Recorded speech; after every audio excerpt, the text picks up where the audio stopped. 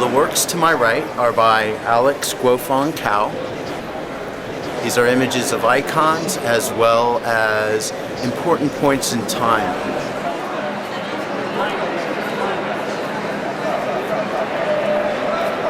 This is Marilyn Monroe versus Bardo.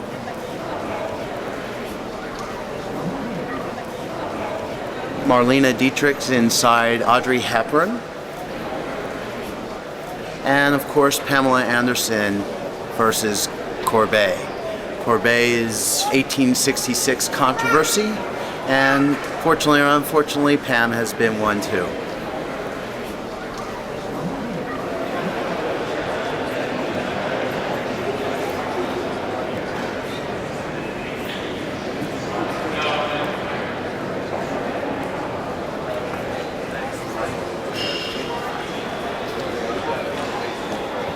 I was a sculptor when I could see, and I didn't want to give up doing art, so I was doing large-scale woodcuts, and the process was so slow that I was looking for a faster medium, and I stumbled across an old camera and got interested in it. Think of photography as the event and the product. I'm in control of the event, so I know very much what my photos look like. But before printing, I compare my mind's eye image with a description of the contact sheets, and then I pick what I want to print. I don't just do studio work, I go out in the world, and it's important for me to be interacting with the sighted community. So I get into a lot of trouble getting out and about. I did a series on bus drivers not calling off the stops for blind people. The police were involved and a lot of stuff like that. You know. So you took photos of people that didn't call out? Is that what you mean? Well, the bus drivers, I'd show them a copy of the law and, tell them this is the law and, would you like to say anything? And I'd hold a digital recorder. I said, for my documentation, I'd like to take your picture and take the picture, and that usually caused trouble. In Sacramento, it meant that they bought talking buses because they didn't do it right away, but they were basically shamed into correcting the problem. I can see the general shape of you, but I can't see your eye color. So if I wanted to know what you look like, I would photograph your face. Blow it up and get close to it. Yeah. This is a project about my twin sons. Prior to about 5 years ago, I was never interested in attempting to photograph people. I couldn't tell if your eyes are open or shut, things like that. Things that portrait photographers have to do. These are my twin boys, Jack and James. They're almost 10. I don't know if you're familiar with autism. Yes.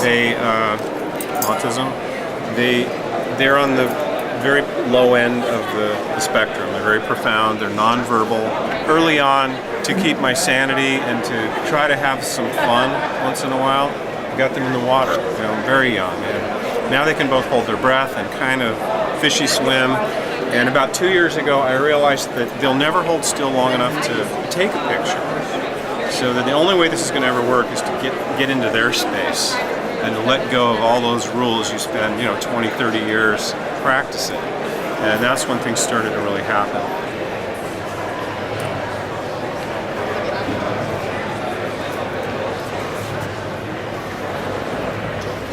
I started using autofocus cameras when I first started losing my sight.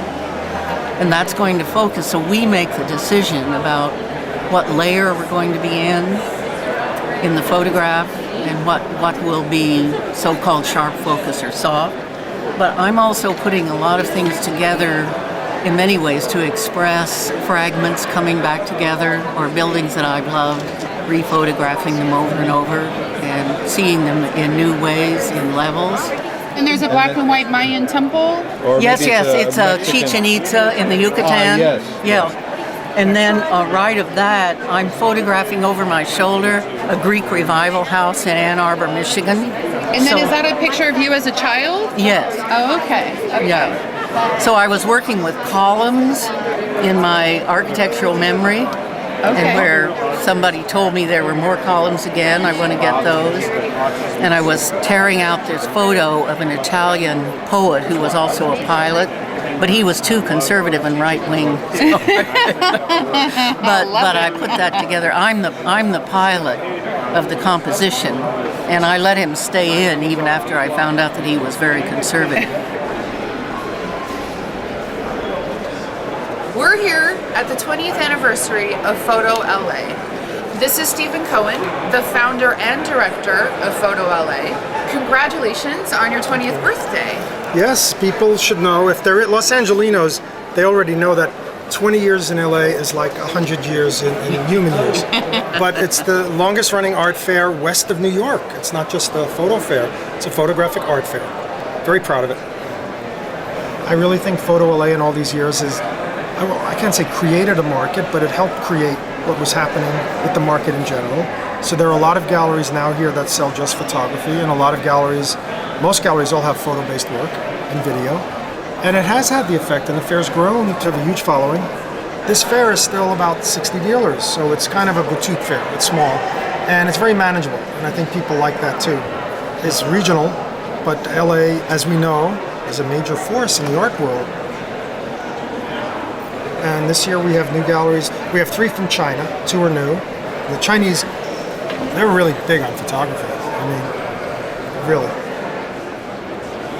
There are these photography festivals all over China. From what I saw, there were things in Pingyao that would have got censored in some public galleries, federal galleries in this country. Really? Well, there was nudity, there was stuff, whatever. And again, they have certain limitations, but most of the photography I saw was documentary, where people were documenting their lives. The country's changing so much that a lot of people their cities, the inner cities are gone, where they grew up, so that's big high rises now. So they're documenting the destruction of these cities.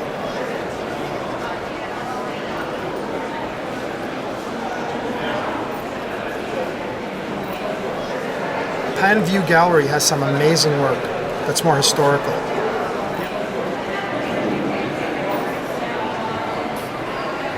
The other galleries are showing artists who are doing what would more be in an art gallery, but what's interesting is that it's coming out of the history of China. MR Gallery has some very interesting work. Now, we look at it and might think that it's kind of tongue-in-cheek, but the Christians and the photographers documented them reenacting the Last Supper, or the mother and child, but it's with Chinese people.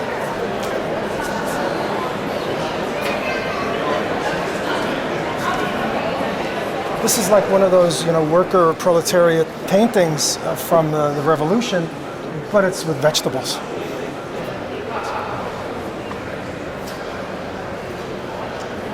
You have a lot of Chinese artists. Some are genius. I think they will be more and more important on the art international scene. Cui Xuan is one of the most famous female artists in China. She went to a nightclub in Beijing and she shot with a hidden camera the ladies' room, where you see the prostitutes readjusting the makeup, readjusting their bra and chattering and counting money and everything. And that was a scandal in China, because you don't speak about such subjects. It's really a male matter. It's forbidden to speak about that. Because of this scandal, but because of the subject, it gets very famous and was exhibited. Each time you had a big exhibition about Chinese artists, they were showing that video to represent female artists. She started with video and then she went to photo. In Angel, it's a young girl which wears a white dress, like virginity, and she's pregnant.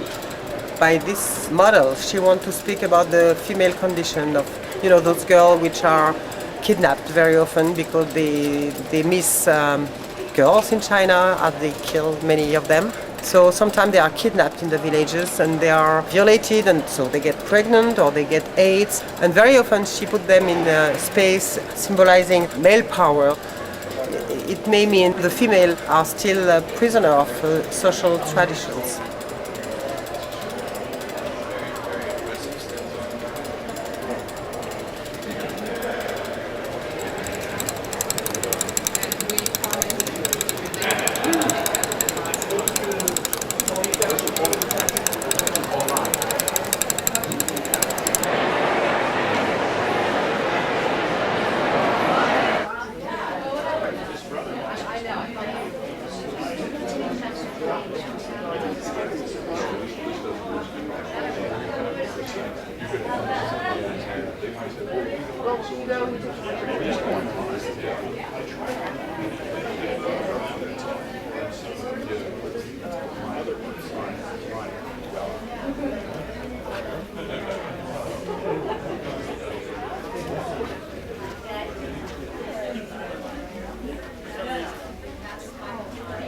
This is in Hawaii. And how close were you to the actual volcano when you're taking the shot? This is just like 10 feet from where the lava is coming into the water on a 10 very small boat, yes. 10 feet. So there's an element it was- of danger and like an adrenaline rush to be there. This is lava just pouring out into the water, and this is like 5 o'clock in the morning, so you have that really beautiful quality of light. Yes, you can feel the very hot fumes, and the water is very hot too. Is it boiling? It's rather hot. If you fall into the water, I don't think you would die as long as you're taken up really quickly. This is a volcanic explosion shot from a helicopter. And this is sulfur dioxide, so the cloud appears to be really white, and the fumes are very toxic. And this is shot in color film, yet it appears to be black and white. It becomes addictive to shoot like this. I mean, there's an element of danger, but at the same time, it's like a high. It's an adrenaline rush.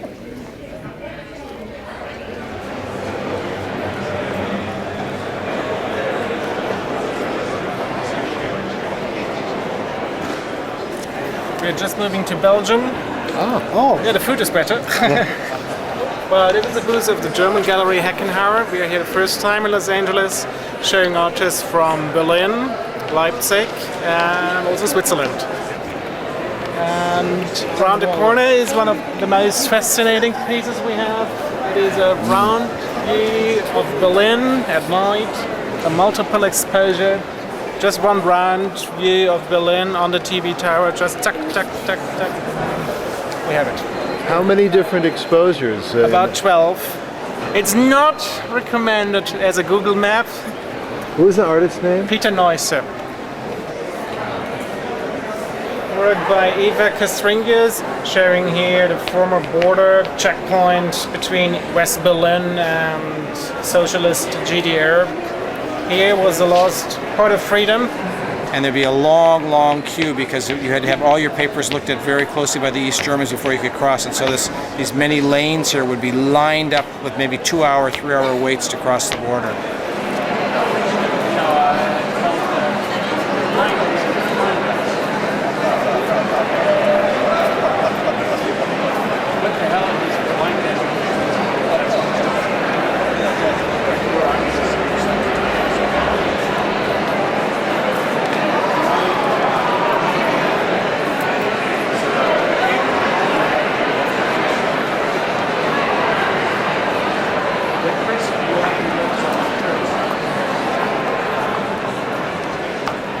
Photography seems to have been accepted into the art world, but with certain limitations.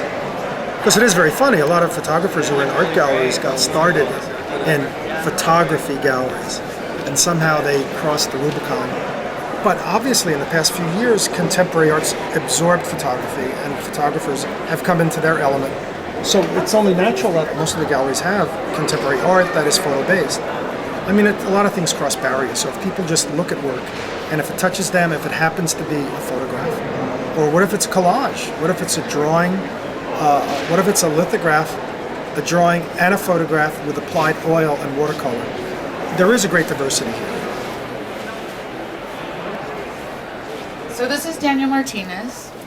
Daniel always is dealing with exposing misinformation with photographs of postcards as they point to the borders, obviously, that they do not exist. And at the end, I don't know if you remember this ad for khaki pants. It was a campaign for khaki pants in which Clark Gable and Cary Grant and Humphrey Bogart wore khakis. And so all of these people also wore khakis, sort of to demystify. Daniel did all the scanning, and he did all the compositions in Photoshop, I believe. It was output onto film, and I exposed the film onto plates. And altogether, it's about 20 plates. And then the more you look at it, the darker it gets. Indeed, yeah.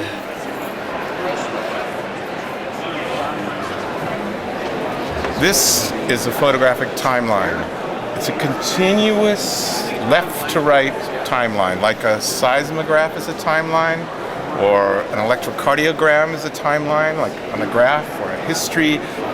It's not a snapshot.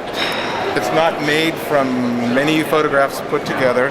I shoot with a strange modified camera. I shoot continuous timelines. So what you see in this picture is waves during a big storm in Ventura last year. We had tornadoes hitting the coast in Ventura in February last year.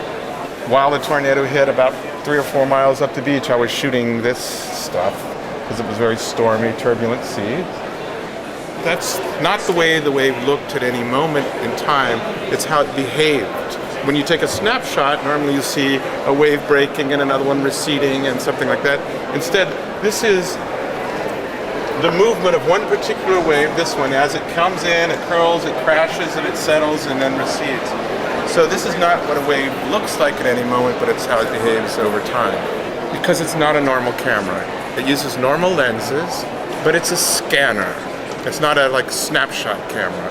This is just a slit, a single line of sensors like on your desktop scanner. Your desktop scanner moves along and records line after line after line, and my camera is made to scan in a huge panoramic area, but I turn the motor off and it just sits still, and I just have it sitting still, scanning and scanning and scanning and scanning the same thing. So over time it just keeps shooting the same thing, and it registers that little slice in front of me over time. So I register the same wave as it comes in. This particular image is part of a longer one. When I shoot very long pieces, and then I do go into Photoshop just to cut out the nice bits. This was a nice bit.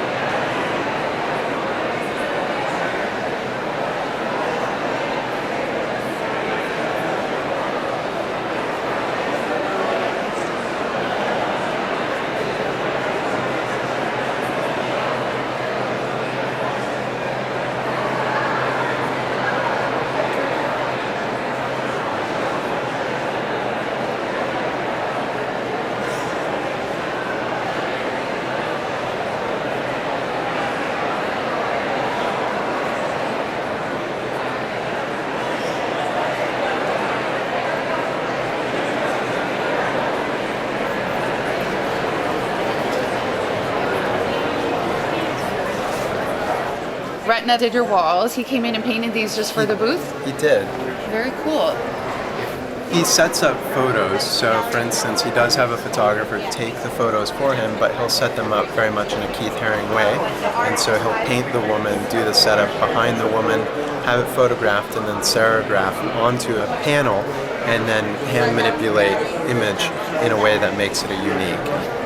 I show Retina, and one of the things that really fascinates me is how street culture is becoming mainstream.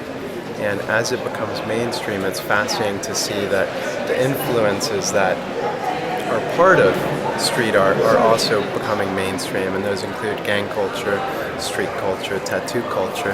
And so as part of Retina's photo derivative work, I wanted to show some of those.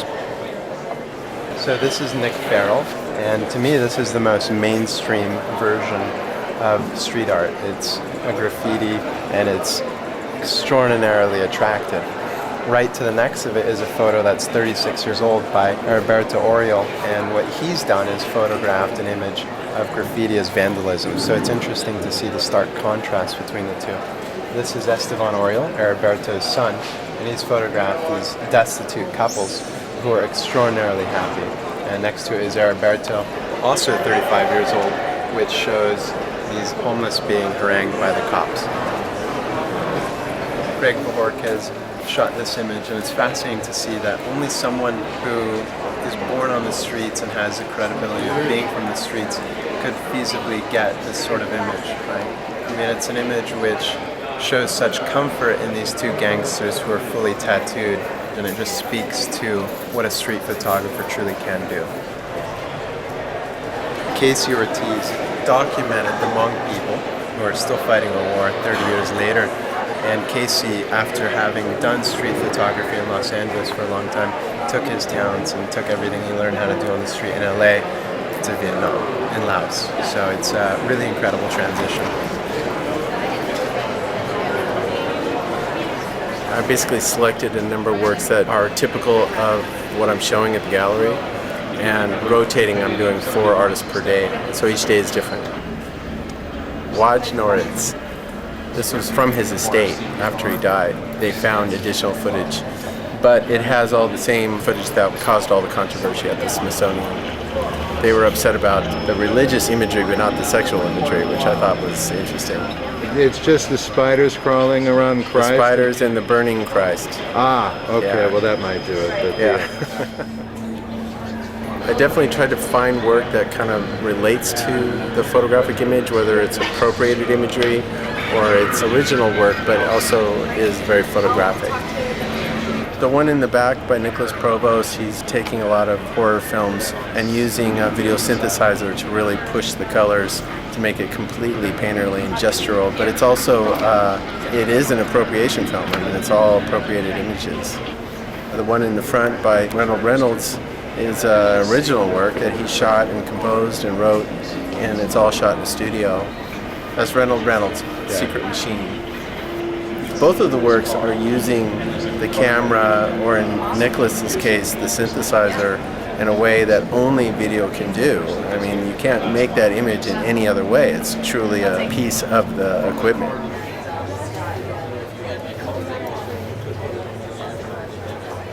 Sergio Prego, that's on the second screen right now. Those are all still cameras. That was a process that was well known when The Matrix came out. It's called bullet time, where they capture a single moment with multiple cameras, and then those stills are put into video and animated. I mean, this is an amazing work here by Marco Brambilla. This is a piece called Cathedral. And again, he's using software as well as a video camera and this mirroring effect, which is really endemic of the equipment itself. I mean, you can't really achieve this with any other medium. It's really beautiful. He's collaging all these different shots within shopping malls, and it becomes like a church. Really incredible, and having a Blu-ray really helps. This is the thing. I mean, we're getting better and better resolution, and the work is getting finer and finer. It's really becoming so spectacular. I couldn't have opened a gallery focusing on video art 5 years ago, I don't think. I mean, there was a huge leap in the late 1990s where it really became common with museums, where you would go into any museum show and at least see one video work. And it's mostly because of these projectors that we have. They're so affordable, but also great resolution, and they're allowing artists to really expand with this medium. It's so cool. We were super excited on opening night to drive up and see like huge video going on the side of the building. It was like, yeah! It's great when you're in a huge building like this because you can see it from super far away. Right. This is the thing that I'm curious about collective. How do you guys all come up with these ideas? How do you guys decide what you're going to show? Well, lots of fighting is step number one. Someone will throw out an idea and someone will shoot it down or have a suggestion on ways to improve it, and try to leave our egos out and just consider, what the best option will be for the piece, and usually we'll reach a consensus and agree on something. We all met at NYU Film School and we really gelled creatively. We develop things together and we just have a really good chemistry on that. So it's rock and roll style, right? Totally, it's like a band. We're sort of like a superhero team, like the Avengers or the Justice League. We all have our special superpowers, and they all come in handy when we work together. We make sculpture, we do projection installation, a lot of video art, we do drawings and short films, photography. Is one of you three in the monkey suit? We've all been in the monkey suit at times in our lives. And, that's your mascot, right? Well, he's our CEO. Yes. It's also fun to go out and just bring a generator and a projector and a car and ride around the city. Throw this up on a random street corner somewhere, so keep your eyes open. You might,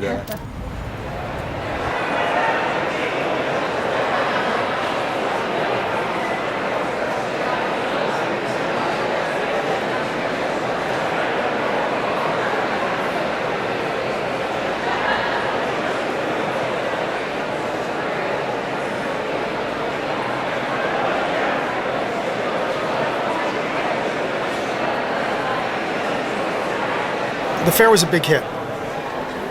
Oh wow.